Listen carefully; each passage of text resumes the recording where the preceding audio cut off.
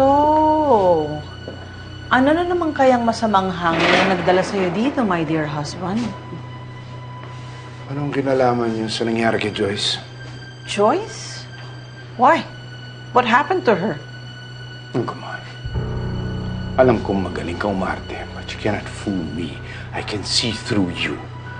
Ano na naman ang ginawa mo? Ano na naman ang pinagawa mo dito sa palpak mong alalay? Ha?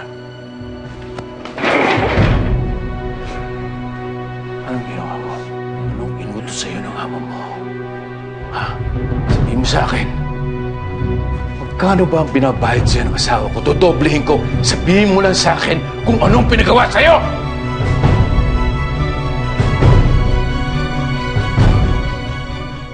Anong ginawa mo kay Hindi Joyce? nababayaran ng loyalty, Ronaldo. But of course, you don't know that because you've never been loyal. Anong ginawa mo kay Joyce? Pinagbibintangan ngayon ng mga pulis, Christine, dahil sa ginawa mo! Wala akong ginawa.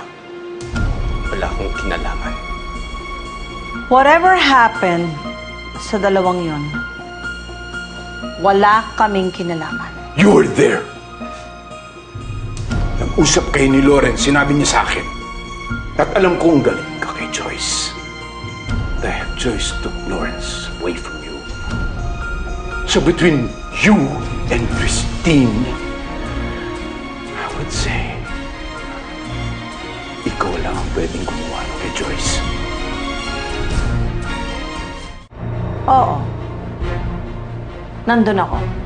Pero umuwi ako right after we talked. I was so devastated because wala akong magawa. Hindi ko pa rin nabawi si Lauren sa baliw na yon. So kung ano man ang nangyayari sa dalawang yon, wala kaming kinalaman, kaya wag mo kaming pagbibintangan. Alam mo ba kung anong nangyayari sa kabit mo at bastarda mo? Karma. Hindi mo napapansin. Minamalas na ngayon si Lourdes at si Christine. Ever since you chose them over me. Tama ngayon kasabihan. Digital na ngayon ang karma. Ganyan talagang kabayaran at nangyayari sa mga taong makasalanang katulad mo. Katulad ninyo.